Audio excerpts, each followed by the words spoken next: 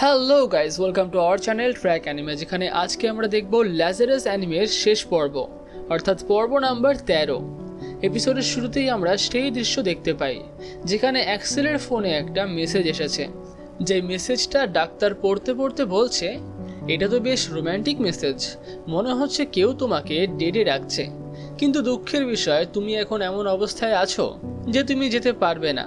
Axle জিজ্ঞাসা করে, একেবারেই না? তখন ডাক্তার বলে, হ্যাঁ, সত্যিই পারবে না। অ্যাক্সেল বলে, তাহলে হয়তো আমরা দুজন স্বর্গে গিয়ে দেখা করব। এর উত্তরে ডাক্তার বলে, স্বর্গে নয়, বোধহয় নরকে। অ্যাক্সেল হেসে বলে, হ্যাঁ, তুমি ঠিকই বলেছ।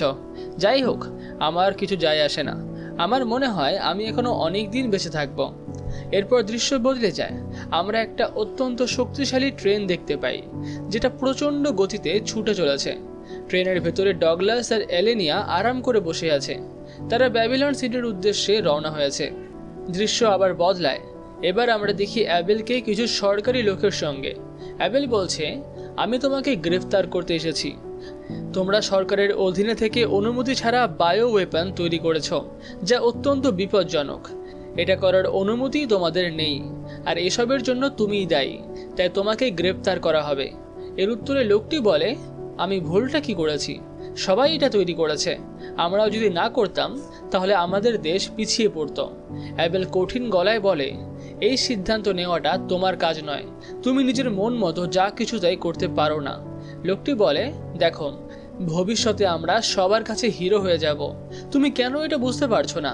অ্যাবেল বলে, এসব কথা এখন তুমি আদালতে গিয়েই বলো, আমাকে বলার কোনো দরকার নেই। দৃশ্য আবার বদলায়। আমরা দেখি ডোনাল্ড ম্যাক হান্টনকে হ্যাক করার চেষ্টা করছে। সে হান্টন সম্পর্কে যতটা সম্ভব তথ্য বের করছে। সে বলে, এর জন্য এখন প্রেসিডেন্টের পাসওয়ার্ড দরকার হবে। তার পাশে দেখা মহিলাটি বলে, আমরা প্রেসিডেন্টের পাসওয়ার্ড পাবো কোথায়? ডোনাল্ড বলে, কোনো ব্যাপার না, আমরা এটা ক্র্যাক করে ফেলবো, আর এটাই তো আমার স্পেশালিটি, তুমি তো জানোই। দৃশ্য আবার বদলায়। আমরা দেখি ট্রেনটি অবশেষে ব্যাবিলন সিটিতে পৌঁছে গেছে। তারা নামার সময় কয়েকজন লোক তাদেরকে জিজ্ঞাসা করে, আপনাদের যাত্রা কেমন ছিল? ডগলাস বলে, যাত্রা তো বেশ ভালোই ছিল, এখন আমাদের জন্য আরেকটা গাড়ির ব্যবস্থা করে দাও। দৃশ্য আবার বদলায়। আমরা দেখি অ্যাবেল অবশেষে হার্শকে মুক্ত করেছে। সে জানায় যে তারা স্কিনার্সকে খুঁজে পেয়েছে, আর সে এখন ব্যাবিলনিয়া সিটিতে আছে। দৃশ্য বদলায়। এলেনিয়া হার্শকে সবকিছু বোঝাচ্ছে। সে বলছে, স্কিনার্স ব্যাবিলন সিটির হোম টাউনেই রয়েছে, কিন্তু সেই টাউনটা এত বড় যে তাকে খুঁজে বের করা খুবই কঠিন। হার্শ বলে, স্কিনার্সের গাছপালার মধ্যে থাকতে খুব ভালো লাগতো। আসলে তার আগের বাড়িতেও অনেক গাছপালা ছিল।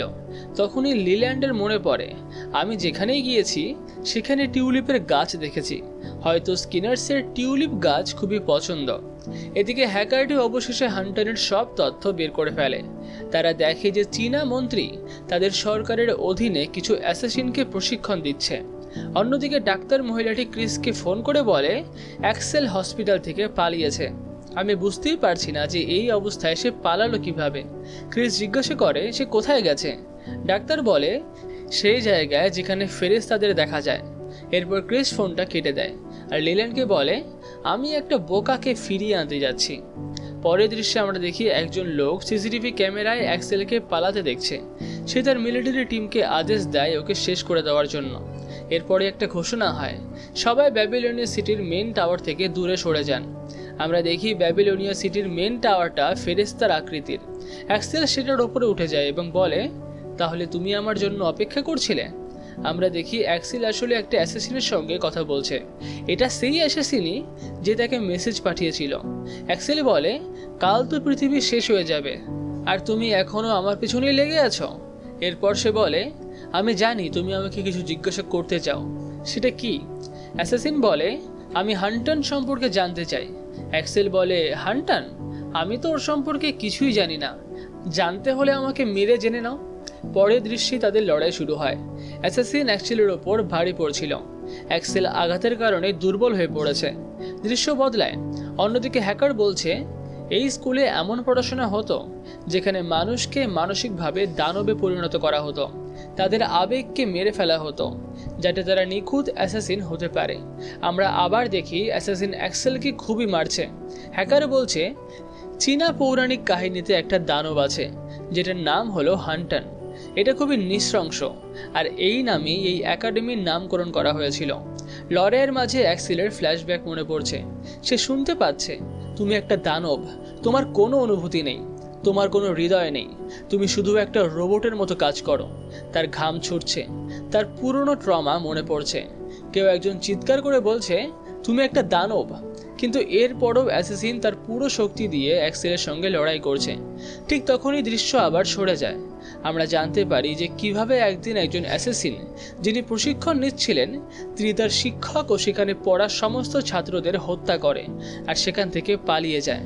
এটা এমন ভয়ঙ্কর ঘটনা ছিল যেটা দেখার মতোও নয়।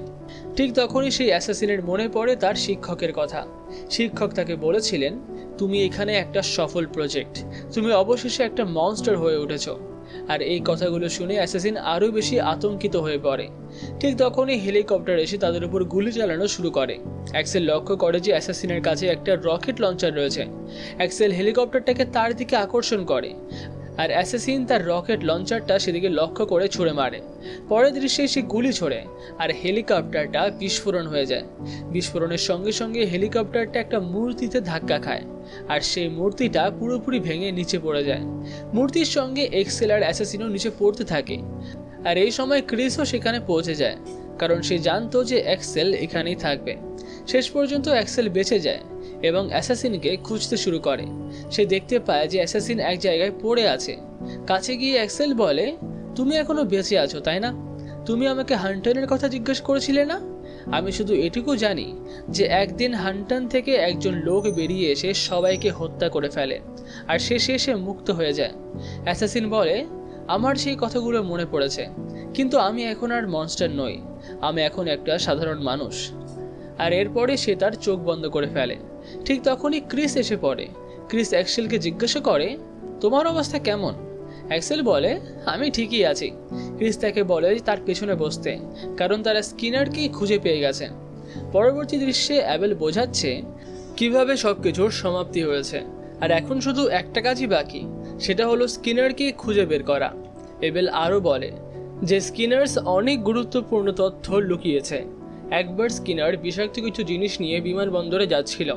অ্যাবেল ব্যাখ্যা করে যে স্কিনার কখনোই চায়নি তার আবিষ্কার বায়ু অস্ত্র হিসেবে ব্যবহার করা হোক, কিন্তু সরকার থেকে বারবার চাপ দিচ্ছিল। তাই স্কিনার্স ঠিক করে যে সে সেখান থেকে পালিয়ে যাবে।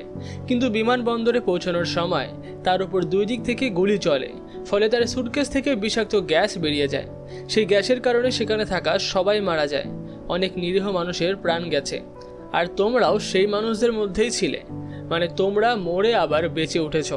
বলতে পারো তোমরা সেই বিষকে গ্রহণ করে ফেলেছ আর তার বিরুদ্ধে অ্যান্টিবডি তৈরি করেছ। তাই হাফনার বিষ তোমাদের ওপর কাজ করছে না। এই কথা শুনে ডগলাস ভীষণ অবাক হয়। আর শেষে আমরা গিলকে দেখতে পাই। গিল আসলে হোমলেস টাউনের নেতা। লিল্যান্ড আর হার্শ গিলের কাছে এসে বলে, আমাদের তোমার সাহায্যের দরকার। আর গিলও তাদেরকে সাহায্য করতে রাজি হয়। হার্শ বলে, স্কিনার্স ফুল খুবই পছন্দ করে, তুমি কি এর সঙ্গে কিছু মিল খুঁজে পাও? গিল বলে, হয়তো আমি বুঝতে পেরেছি, এইখানে শুধু একজন লোকই আছে যে এই ফুলগুলোকে সঙ্গে রাখে। ঠিক তখনই এক্সেল আর ক্রিসও সেখানে পৌঁছে যায়, কিন্তু একজন পুলিশ অফিসার তাদেরকে আটকে দেয় এবং বলে, আরে তুমি তো সেই অ্যাসাসিন তাই না? আমি তোমাকে গ্রেফতার করব। এক্সেল বলে, এক সেকেন্ড, তুমি কি জানো যে আমরা স্কিনারকে ধরতে যাচ্ছি? তুমি যদি সৎ মানুষ হও তাহলে আগে পৃথিবীকে বাঁচানোর কথা ভাবো। তুমি গিয়ে স্কিনারকে ধরো, তাহলে লোক তোমার প্রশংসা করবে। পুলিশ অফিসার বলে, হ্যাঁ তুমি ঠিকই বলেছ, আমি বরঞ্চ আগে ওকেই ধরি। এভাবে এক্সেল থেকে আবার বোকা বানিয়ে দেয়। গিল বলতে থাকে, 3 বছর আগে এখানে একজন বৃদ্ধ এসেছিল। তার চোখ দুর্বল হয়ে গিয়েছিল, কিন্তু তার মধ্যে এখনও বেঁচে থাকার ইচ্ছা ছিল। এরপর আমরা নদীর তীরে সেই টিউলিপ ফুলগুলো দেখতে পাই। সেখানে একজন বৃদ্ধ বসে আছে। হার্শ আর লিল্যান্ড তার কাছে যায়। হার্শ সঙ্গে সঙ্গে স্কিনার্সের দিকে বন্দুক তাক করে বলে, এখন আর কোনো পালানোর জায়গা নেই স্কিনার্স। স্কিনার বলে, আমি তোমাকে শেষবার দেখতে চেয়েছিলাম, কিন্তু আমি এখন অন্ধ হয়ে গেছি, আমি আর তোমাকে দেখতে পাবো না। হার্শ বলে, তুমি এখনও কেন নিরাময় নিলে না? তুমি কি নিজেকে মেরে সব দায়িত্ব থেকে মুক্ত হতে চেয়েছিলে? স্কিনার বলে, না, কিন্তু এখন যেহেতু তোমরা আমাকে খুঁজে পেয়েই গেছো, আমি আমার প্রতিশ্রুতি রাখবো, আমি তোমাদেরকে নিরাময় দেব। আর এরপরে স্কিনার্স একটা ছোট্ট নোট বের করে, যার উপরে হাফনার নিরাময় লেখা আছে। সে তাদেরকে হাতে দেয়। স্কিনার বলতে শুরু করে, যেদিন আমি পালানোর জন্য বিমানবন্দরে গিয়েছিলাম, আমার মূল উদ্দেশ্য ছিল সরকার যেন আমার হাফনা ড্রাগকে বায়ো অস্ত্র হিসেবে ব্যবহার না করে। সেদিন আমি একটা বাচ্চাকে সই দিয়েছিলাম, হাই বলেছিলাম। আমি খুব খুশি ছিলাম যে লোকে আমাকে চিনছে। কিন্তু তখনই আর্মি পুলিশ এবং বিমানবন্দর পুলিশ এসে পড়ে। তারা কোনো কথা না বলেই গুলি চালানো শুরু করে। ফলে আমার ব্যাগে থাকা বিষাক্ত জিনিস লিক হয়ে যায়। আমার চারপাশে যত মানুষ ছিল তারা সবাই মরতে শুরু করে। সেই বাচ্চাটিও মরে যায়।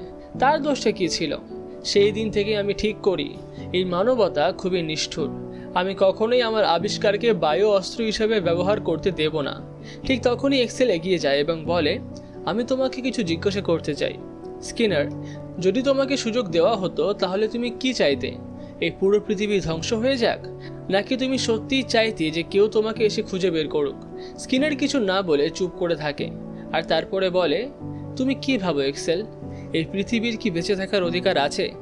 এক্সেল উত্তর দেয়, এই পৃথিবীতে অনেক অন্যায় হয়েছে, খুবই নিষ্ঠুর এবং খুবই করুর, কিন্তু তাই বলে আমরা এটাকে একেবারে ধ্বংস করে দিতে পারি না। সেটা তো ভুল হবে। ঠিক তখনই আমরা পুলিশের গাড়ির সাইরেনের আওয়াজ শুনতে পাই।